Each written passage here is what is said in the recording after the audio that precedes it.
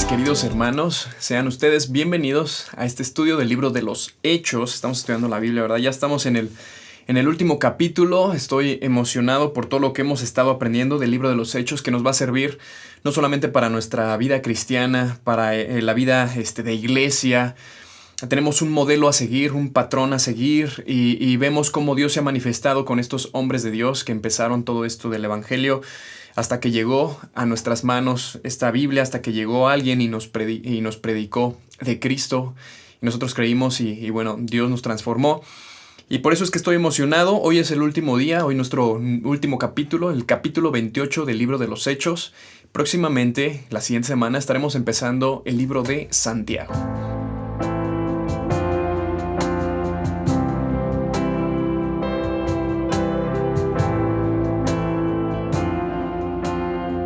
Bien, pues vamos a abrir nuestra Biblia. Acompáñame por favor al capítulo 28 del libro de los Hechos. Pues bueno, Pablo está siendo custodiado, va hacia Roma, sale de Cesarea y por ahí pasa por algunos puertos llegando hasta la isla de Creta, donde les agarra unos vientos muy fuertes. Esto se convierte en una tormenta, por ahí perdidos entre ese espacio del mar, a punto de naufragar. Están cerca de una isla que se llama Malta. Y es ahí donde termina este barco deshaciéndose porque encalla. Y pues todos saltando al mar, otros nadando, otros se agarran de varias cosas que tenía el barco. Al final de cuentas sobreviven por una promesa que Dios le había hecho a Pablo. Le dijo, yo te los voy a dar a todos los que están dentro del barco. O sea, nadie iba a morir ese día. Así que pues ellos están ahora en la isla de Malta después de este naufragio. Recuerden, estamos en una temporada que es invierno. Por lo tanto hay lluvia, por lo tanto hay frío, ¿verdad? Entonces, vamos ahora ya al capítulo 28 y empecemos a leer desde el versículo 1. Dice así: Estando ya a salvo, supimos que la isla se llamaba Malta. La palabra Malta, aunque es una isla griega, ya en este caso ya romana por el imperio que la conquista también, bueno, se llama refugio, hasta queda el nombre, ¿no? Entonces la isla Malta significa refugio. Vamos al versículo 2, dice, y los naturales nos trataron con no poca humanidad, porque encendiendo un fuego, nos recibieron a todos a causa de la lluvia que caía y del frío. Aquí el escritor, que es Lucas, está dando una descripción de lo que está pasando en ese momento, de lo que están viviendo, y dice ahí que a causa de la lluvia que caía y del frío prendieron un fuego. Entonces estaba haciendo realmente un frío, era invierno. Versículo 3. Entonces, habiendo recogido Pablo algunas ramas secas, las echó al fuego y una víbora que, huyendo del calor, se le prendió en la mano. Cuando los naturales vieron la víbora colgando de su mano, se decían unos a otros, ciertamente este hombre es homicida. A quien escapó del mar, la justicia no lo va a dejar vivir. Pero él, sacudiendo la víbora en el fuego, ningún daño padeció. Ellos estaban esperando que él se hinchase o que cayese muerto de repente, mas habiendo esperado mucho y viendo que ningún mal le venía, cambiaron de parecer y dijeron que era un dios. Era un dios. Ok, bueno, recordemos aquí que, bueno, esta isla de Malta, ahora ya por romanos, también había griegos, tenían esa costumbres, ya saben, como cada ciudad, como cada pueblo, incluyendo México también, que tienen supersticiones y aparte pues la historia o la cultura, pues otros dioses. En este caso, ellos pues quizá pensaron en esta diosa que se llama Dike, que es la diosa griega de la justicia. Y a lo mejor pues esta diosa lo que está haciendo, ¿verdad? Con Pablo, pues ya que era un prisionero, como era un montón de prisioneros que estaban ahí, pues lo más seguro es que ellos pensaron eso, ¿no? La diosa griega Dike está haciendo ahora justicia. Y pensaron mal de Pablo. Ahí en el versículo 4 dice que ciertamente este hombre es homicida. Yo me pregunto, ¿ellos cómo rayos sabían? O sea, ellos cómo lo iban a saber. ¿Si ves cómo somos? Así somos tú y yo. Siempre estamos pensando mal de la gente. Le pasa algo y siempre estamos pensando mal. Ah, le pasó por esto. Ah, le pasó por aquello. Cuando ni siquiera sabemos, ni siquiera tenemos una idea y muchas veces nos las damos de sabios y pensamos que tenemos todo el derecho de juzgar a estas personas, siendo inconversas o siendo cristianas.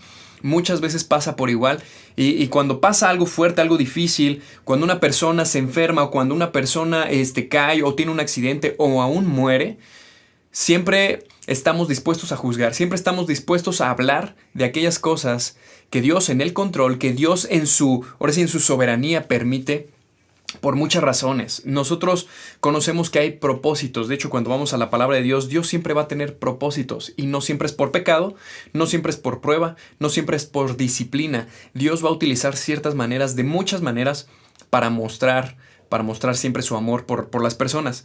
Así que estas personas eran inconversas. Están juzgando a un hombre de Dios. Y una de las cosas que estamos aprendiendo aquí, que los inconversos así juzgan. Los inconversos así son, superficiales. Ven la superficie nada más y juzgan. Muchas veces cuando ya somos hijos de Dios, somos cristianos, eso es muy difícil que se nos quite. Muchas veces no se nos quita y seguimos juzgando como cuando estábamos allá. Ya no hacemos caso a la palabra de Dios, que es Dios el que juzga, que ese papel le toca a Dios. Es más, Jesús cuando estuvo aquí en la tierra, Él no juzgaba, porque ese juicio, aunque era el rey, ese juicio era para un futuro. Ahora sí, Él iba a juzgar a las naciones, Él iba a juzgar a las personas una vez que resuciten, a unos para vida eterna y a otros para estar en el infierno. Pero ese papel le toca a Jesús. Pero cuando Él estuvo acá, Él no puso juicio, Él no vino a condenar. Nos dice ahí Juan capítulo 3, versículo 17. No, perdón, capítulo 3, versículo 18. Que Él vino, sí, pero vino para salvar, no para condenar. Y nosotros somos muy dados para juzgar y también para condenar. Debemos ser más como Jesús, que en vez de apuntar, en vez de decir, más bien es acercarnos hacia las personas y llevarlas a Cristo. Si es inconverso, listo, entendemos su condición de caído, entendemos la condición en la que está, que es aún esclavo del pecado. Bueno, ¿qué tengo que hacer? No juzgarlo, sino más bien ir por él, orar por él y predicarle a Cristo. Y Cristo es el que se encarga de transformarlo. Ahora, si fuera una persona cristiana y yo veo a mi hermano que cae, si veo a mi hermano que está en un problema, tampoco lo juzgo. Te está pasando esto por aquello. O te pasó esto porque hiciste aquello. No, porque nosotros no conocemos lo que Dios está haciendo, ¿verdad? No lo conocemos. ¿Cuál debe ser nuestra actitud? La actitud que tuvo Jesús.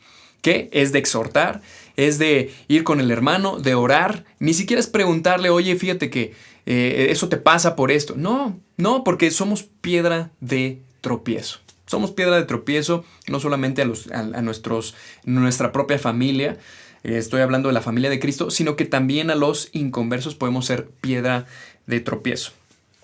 Así que bueno, seguimos avanzando y ya para el versículo 5 dice, pero él sacudiendo la víbora en el fuego, ningún daño padeció. Ellos estaban esperando que él se hinchase o que cayese muerto de repente, mas habiendo esperado mucho y viendo que ningún mal venía, cambiaron de parecer y dijeron que era un Dios. ¿Fue de testimonio Pablo? Sí, fue de testimonio, ahorita lo que vamos a estudiar. Pero algo más que vamos a aprender el día de hoy es que recuerden, Dios le había prometido a Pablo, es necesario que estés en Roma. Y nadie te puede detener. Así sea una tormenta, así sea una víbora, nadie puede detener. No puedes morir aquí, no. Porque yo quiero que estés en Roma. Pablo estaba consciente, ok, me mordió una víbora, ¿qué es venenosa? Está bien. Pero Dios me prometió que iba a estar en Roma, así que esto no va a ser mi muerte.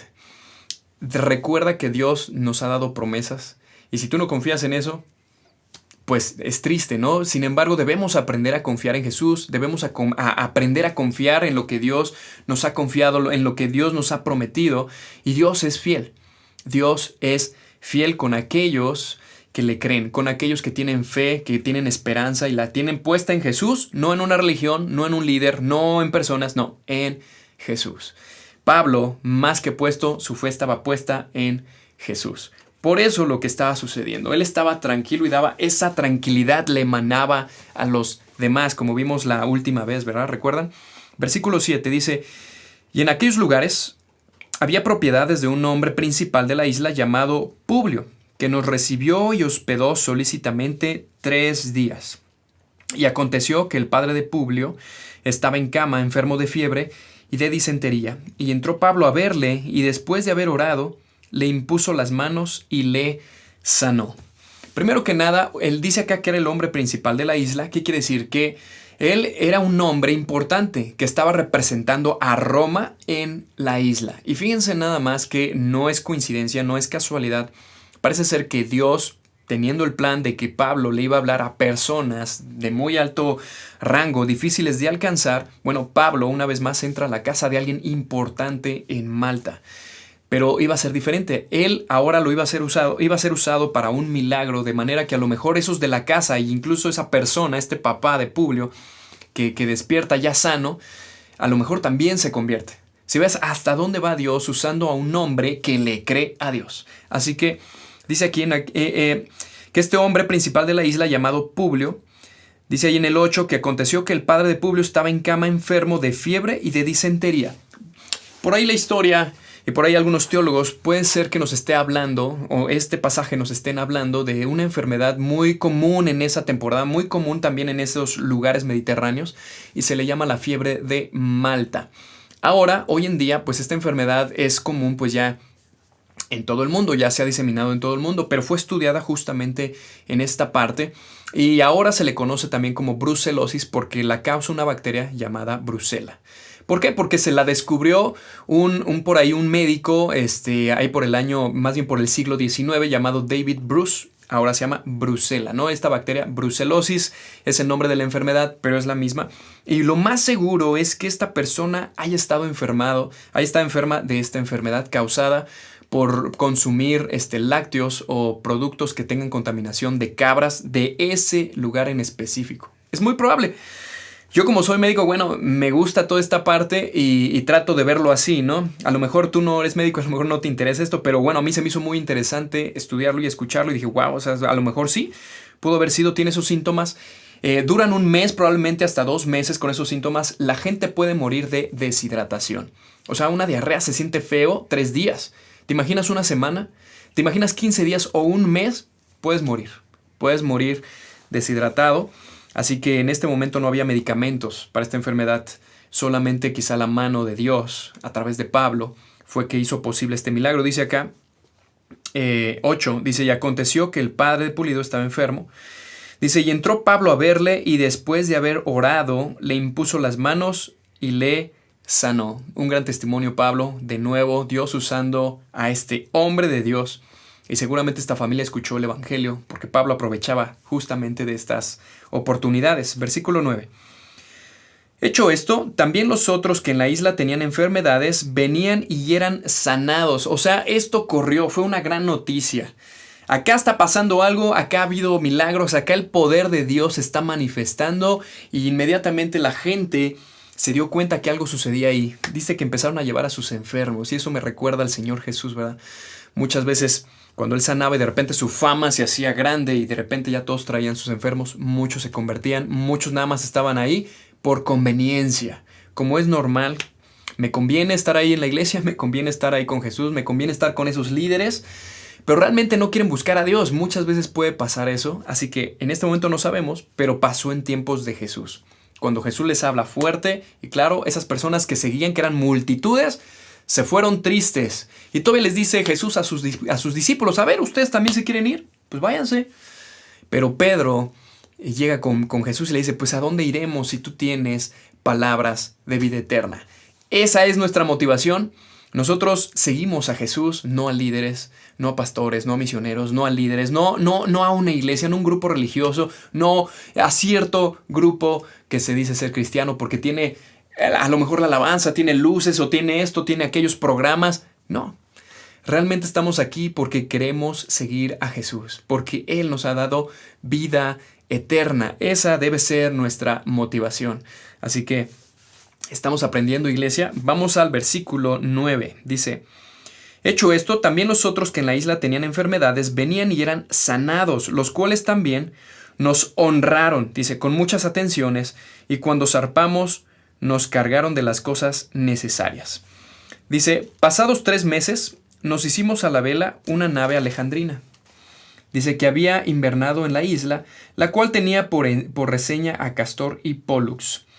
Llegados a Siracusa, estuvieron allí 3 días. Antes de ir a este viaje, de nuevo, en Malta estuvieron por lo menos 3 meses. Recuerden que era invierno. Entonces muchas naves del otro lado de la isla, muchas naves ahí llegaban para invernar. Llegaban y eran ahí hospedados, pero bueno, acá Pablo por hacer todo esto, ¿verdad? Por mano poderosa de Dios, bueno, les fue muy bien. Realmente no tuvieron escasez. Y es más, todo lo contrario. Cuando iban a zarpar, pues ellos fueron de mucha bendición para ese viaje. 3 meses después, que lo más seguro que ya estaba iniciando la primavera, se embarcan de nuevo en otra nave y van ahora sí hacia Roma. Pero antes de llegar a Roma, parece ser que despliegan ahí a ciertos puertos que vamos a continuación a nombrar. Vamos a estos puertos. Dice así, versículo 12. Llegados a Siracusa, estuvieron allí 3 días. 3 días en Siracusa. Bueno, de Siracusa, rápido así les digo, de ahí era Arquímedes, este famoso matemático, que muchos quizá de los que estudian matemáticas ya a un nivel ya más profesional quizá puedan conocerlo o saber de lo que él aporta a este mundo de las matemáticas. Cuando llegan ahí los romanos, él fue asesinado a manos de los soldados romanos y cuenta la historia que mientras él estaba haciendo una ecuación en la tierra, llegaron y antes de asesinado, él dice, bueno, no me interrumpan, que estoy aquí en una ecuación. Y él fue asesinado ahí en Siracusa. Es nomás como un pequeño punto, ¿no? En Siracusa dice que estuvieron allí 3 días. Versículo 13. De allí, costeando alrededor, llegamos a Regio y otro día después, soplando el viento sur, llegamos al segundo día a Puteoli. Versículo 14, donde habiendo hallado hermanos, nos rogaron que nos quedásemos con ellos 7 días. Y luego fuimos a Roma, de donde, oyendo a nosotros los hermanos, salieron a recibirnos hasta el foro de Apio y las 3 tabernas. Y al verlos, Pablo dio gracias a Dios y cobró aliento. Cuando llegamos a Roma, el centurión entregó los presos al prefecto militar, pero a Pablo se le permitió vivir aparte con un soldado que le custodiase. Fíjense bien que mientras ellos subían hacia Roma, por toda lo que es la parte pues de Italia costera, dice que salían ahí hermanos, había cristianos en Roma. Aquí la pregunta es, ¿cómo llegó el evangelio ahí? Se sabe que por todo lo que está escrito acá en Hechos y por las cartas paulinas, se sabe que Pablo no había ido a Roma, por lo tanto Pablo no llevó el evangelio. Pedro tampoco. Pedro se sabe que también estuvo solamente en esta parte de Siria y toda la parte de Jerusalén y toda parte de Israel. Entonces, ¿cómo llegó el evangelio acá? Por otras fuentes y otros estudios teológicos piensan que ahí en el momento de Pentecostés, ustedes recuerdan ahí en Pentecostés capítulo 2, ahí por el versículo 10, que toda esta gente que se convirtió venía de muchos lugares, venía desde África, venía de India, venía de la parte norte, pero también venían desde Italia, venían acá desde Roma. Por ahí lo más seguro es que alguno de los que se convirtieron fue que llevó el evangelio de regreso allá a Roma. Y fue por eso que a lo mejor había ya una iglesia ahí establecida, o varias, ¿no? Hablando de iglesias locales, ¿sí? Ahora, lo otro que estamos aprendiendo es que en el versículo 15 dice que de esos hermanos, dice, salieron a recibirlo hasta el foro de Apio y las 3 tabernas. Y al verlos, Pablo dio gracias a Dios y cobró aliento. Pablo, recuerden que iba como preso, iba custodiado. Realmente Pablo no estaba libre. Pero cuando él ve hermanos ahí, imagínense la alegría que sintió al ver a los hermanos. Recuerden que ellos habían recibido también una carta de parte de Pablo cuando él estaba en Corinto, cuando había regresado en Corinto, de donde escribe varias cartas, pero una de ellas fue la carta a los romanos.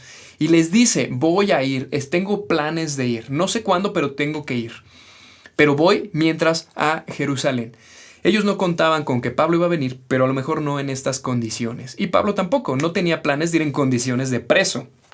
Pero Pablo llegó a Roma y a sus alrededores se habían dado cuenta que Pablo había llegado, por lo tanto fue una gran bendición para Pablo verlos y por fin conocer a las iglesias que se estaban acá, que estaban en Roma y sus alrededores. Y fíjense cómo termina ese versículo 15, dice, y Pablo dio gracias a Dios y cobró aliento. Genial. Para Pablo fue un impacto el evangelio llegando hasta Roma. Es como quizá alguno de los sueños para muchos misioneros que el evangelio llegue a esos lugares más complicados y más difíciles. El imperio romano, justamente la capital, era un lugar muy difícil. muy difícil por todas las historias que seguramente algunos de ustedes saben, por todo lo que pasa en el Coliseo romano, ¿verdad? Con todo lo que pasa con este emperador Nerón, que es en este tiempo que está sucediendo. Pablo llega a Roma en el año 61 después de Cristo. ¿Ok?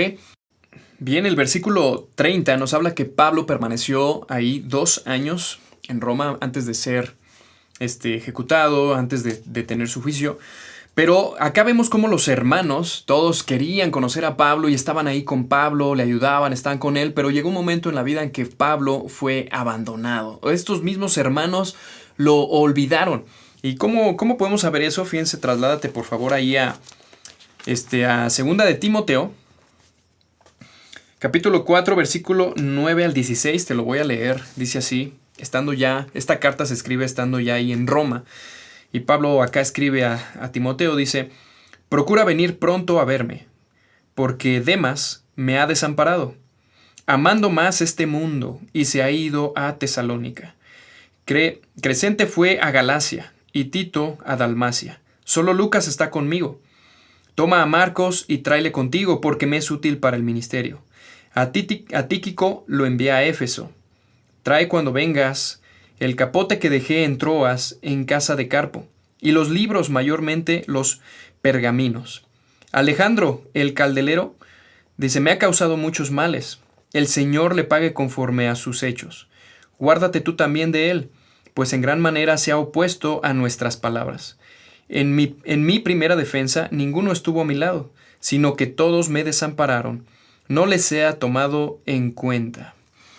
Bueno, el versículo 17 dice, pero el Señor estuvo a mi lado y me dio fuerzas para que por mí fuese cumplida la predicación y que todos los gentiles oyesen. Así fue librado de la boca del león. Aquí Pablo describiendo algo que va a suceder en el futuro, que aquí en este momento a lo mejor él no se esperaba, porque la gente le está recibiendo con mucho amor, dice que le dio mucho ánimo, él cobró aliento, dice ahí el versículo 15 al final.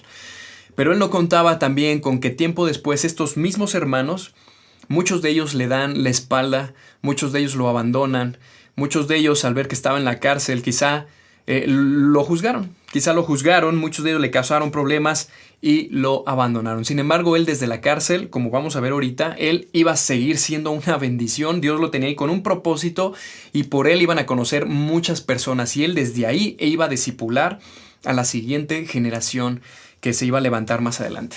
Así que vamos allá al versículo 17 que dice así. Y aconteció que 3 días después, Pablo convocó a los principales judíos, a los cuales luego que estuvieron reunidos les dijo, yo, varones hermanos, no habiendo hecho nada contra el pueblo ni contra las costumbres de nuestros padres, he sido entregado preso desde Jerusalén en manos de los romanos, los cuales, habiéndome examinado, me querían soltar, por no haber en mí ninguna causa de muerte. Pero oponiéndose los judíos, me vio obligado a apelar a César, no porque tenga de qué acusar a mi nación. Así que por esta causa os he llamado para verlos y hablarles, porque por la esperanza de Israel estoy sujeto con esta cadena. Acá Pablo, en 3 días, manda e invita a estos principales judíos que estaban ahí en Roma, y él los convoca y ellos acuden. Ellos están ahí para un propósito más que Dios tiene y es hablarle. Y recuerden que Pablo, al lugar donde llega, su principal objetivo es los de su propia casa. Son judíos. Entonces él convoca a los principales y ellos acuden porque seguramente habían escuchado algo de Pablo, pero no cosas malas, sino que habían escuchado más bien de todo este movimiento cristiano que ellos consideraban una secta. Y ahora Pablo les va a explicar y ahora Pablo les va a predicar el evangelio y él no pierde tiempo. Versículo 21 dice, entonces ellos le dijeron, nosotros ni hemos recibido de Judea cartas acerca de ti, ni ha venido alguno de los hermanos que haya denunciado o hablado algún mal de ti. Pero que querríamos oír de ti lo que piensas, porque de esta secta nos es notorio que en todas partes se habla contra ella. Y habiéndole señalado un día, vinieron a él muchos a la posada, a los cuales les declaraba y les testificaba el reino de Dios, desde la mañana hasta la tarde, persuadiéndolos acerca de Jesús, tanto por la ley de Moisés como de los profetas. Y algunos asentían a lo que se decía, pero otros no creían. Y como no y como no estuviesen de acuerdo entre sí, al retirarse les dijo Pablo esta palabra: bien habló el Espíritu Santo por medio de los profetas e Isaías a nuestros padres diciendo: ve a este pueblo y diles, de oído oirás y no entenderás, y viendo verás y no percibirás, porque el corazón de este pueblo se ha engrosado, y con los oídos oyeron pesadamente, y sus ojos han cerrado, para que no vean con los ojos, y oigan con los oídos, y entiendan de corazón, y se conviertan, y yo les sane. Sabed pues que los gentiles es enviada esta salvación de Dios, y ellos oirán. Escuchen acá bien lo que vamos a hablar, el tema de prácticamente puede ser como el clímax de justamente de este capítulo, que Pablo está hablándole a personas que tienen conocimiento, personas que tienen la ley, que saben de Moisés, son personas judías, y entre ellos vienen principales, o sea, es gente que sabe. Pero Pablo dice que a través de esos escritos, a través de los escritos de los profetas, a través de las leyes de Moisés, él les habla de Jesús. ¿Qué quiere decir? Que todo el Antiguo Testamento, el punto principal es Jesús. Por eso estamos estudiando también el libro de Éxodo, porque el punto principal es Jesús. Siempre va a reflejar Jesús. Las profecías de estos profetas, todo este mensaje, en el punto central estaba Jesús. Ellos no lo podían negar. Sin embargo, dice que muchos de ellos sí creyeron, pero muchos de ellos también no creyeron. Y después estaban ellos en conflicto, alegando unos con otros. Y Pablo les recita algo que dijo el profeta Isaías. Este profeta Isaías, que creo que es el capítulo 9 de Isaías. No, capítulo 6, versículos del 9 al 10, que justamente está aquí escrito desde el versículo 26. Y aquí nos da dos tipos de corazón. Un corazón que es duro y un corazón que es el que Dios quiere. El corazón duro, fíjense bien cómo lo describe este profeta. Vamos allá al versículo 26, dice: ve a este pueblo y diles, de oídas oiréis y no entenderás.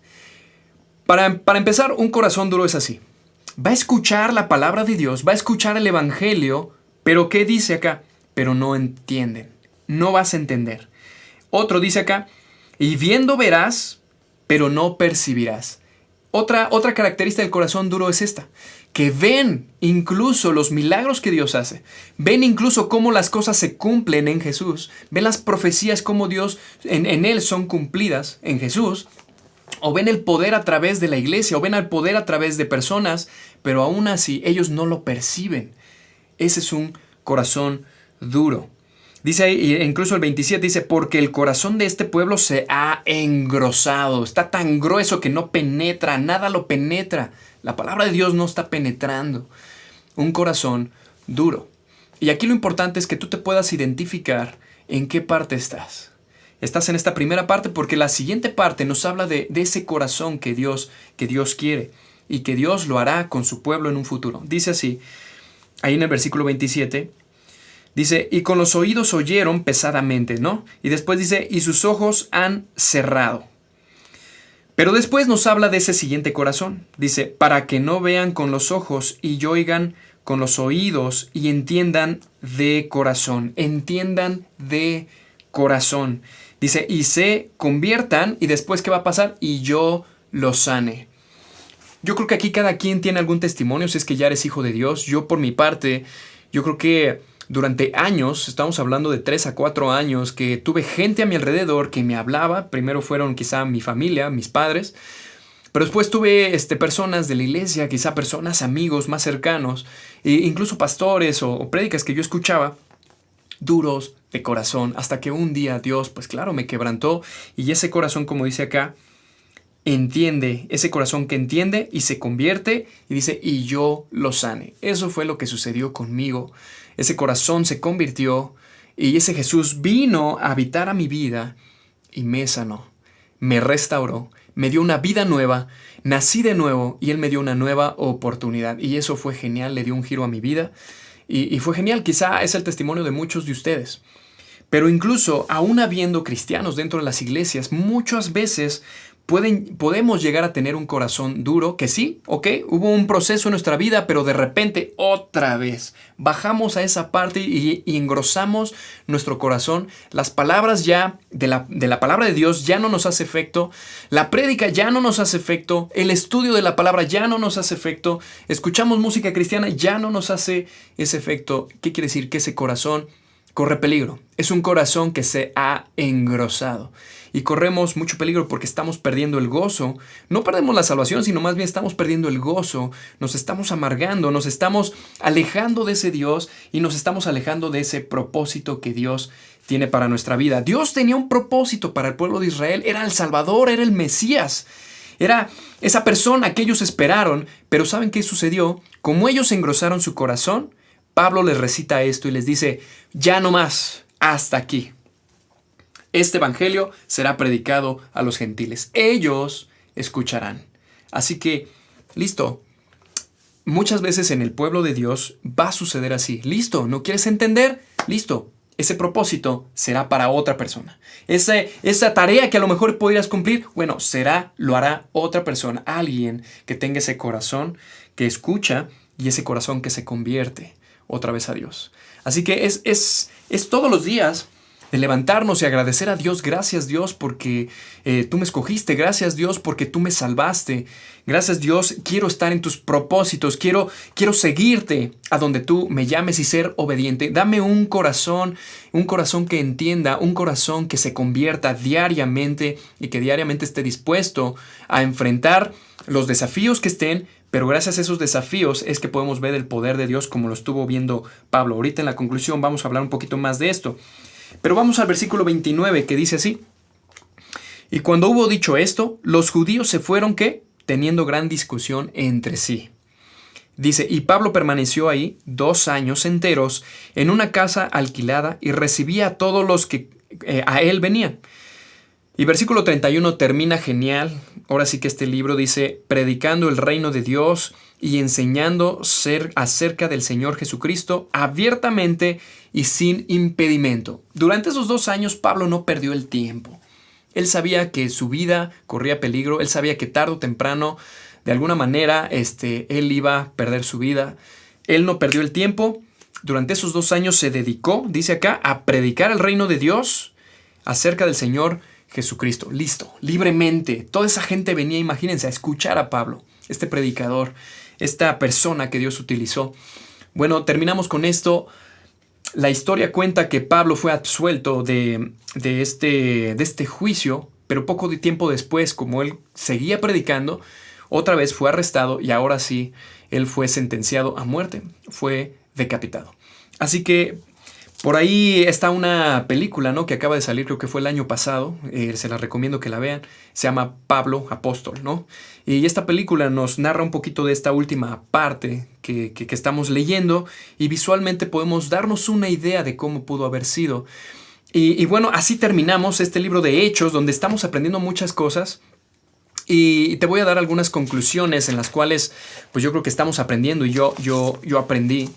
Una, vemos hombres de Dios durante todo este libro de los Hechos y sobre todo ya la última parte enfocada a Pablo, hombres de Dios que están cumpliendo la voluntad de Dios y no hay nada que los pare, ni persecución, ni encarcelamiento, ni latigazos, ni apedreamiento, ni judíos, ni religiosos impide que el evangelio fluya y fluya y fluya. Y Dios usando a líderes, Dios usando a personas que están dispuestas a seguir a Jesús, Dios usando iglesias, enviando gente para allá, enviando gente para acá y abarcando toda esa parte de Jerusalén, Judea, Samaria y próximamente hasta lo último de la tierra, porque el día de hoy estamos de este lado en América, estamos en México, Morelia, y el evangelio ha llegado acá. Y yo te pregunto, ¿y tú? ¿Estás siendo parte de esto? Fíjate que llega al capítulo 28. ¿Estás siendo del capítulo 29? Sí, imagínate el capítulo 29 y 30. Estamos dentro de ese capítulo. Hechos, no palabras. Son hechos. Bueno, ¿estás dentro tú de este capítulo? ¿Contarán tu historia? Dios, ¿tú serás parte de esa historia de Jesús, de ese evangelio? ¿Serás parte de esto? Bueno, para ser parte necesitas seguir a Jesús. Para ser parte necesitas hacer la voluntad de Dios, porque no va a haber poder humano que pueda detener a alguien que está haciendo la voluntad de Dios. Porque habrá gente, habrá gobiernos, habrá gente que se oponga, pero cuando alguien hace la voluntad de Dios, nada de eso es suficiente. Vamos a analizar rápidamente la vida de Pablo. Pablo recibió encarcelamiento, sí. Pablo recibió latigazos, sí. Pablo lo apedrearon, estuvo a punto de morir, sí, muchas veces. Naufragó varias veces. La última vez casi pierde la vida, pero Jesús fiel dijo, no, tienes que ir a Roma.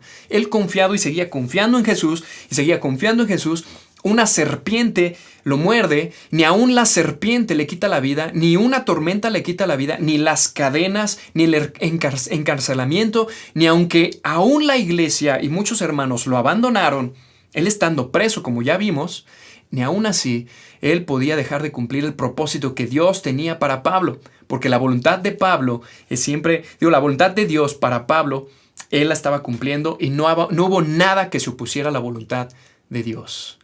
Dios haciendo su voluntad en la vida de un hombre que fue impacto, que hasta la fecha sigue siendo impacto para ti y para mí, que es la vida de Pablo, y nos motiva a seguir a Jesús, nos motiva a hablar de Cristo, nos motiva a hacer más cosas para Cristo y que más personas vengan a Él. Yo te hago una pregunta, ¿y tú?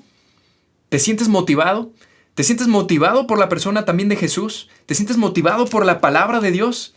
Motívate porque Jesús es suficiente. Una crisis, una pandemia no puede detener el Evangelio. El Evangelio sigue corriendo. Solamente Dios necesita corazones que no se opongan a su voluntad. Necesita corazones que se conviertan. Necesita corazones que estén dispuestos a seguir a Dios, a seguir su voluntad. Y corazones, personas que estén dispuestos a tomar ese propósito que Dios tiene para tu vida, para mi vida. ¿Tú ya conoces tu propósito? ¿Estás dispuesto a seguir a Jesús con ese propósito? Aunque venga tormentas, aunque venga oposición, aunque vengan gobiernos, personas a querer oponerse al Evangelio, ¿estás dispuesto aún así a seguir? Te animo a que confíes en Jesús. Seguir a Jesús es toda una aventura. Hacer su voluntad es también una aventura.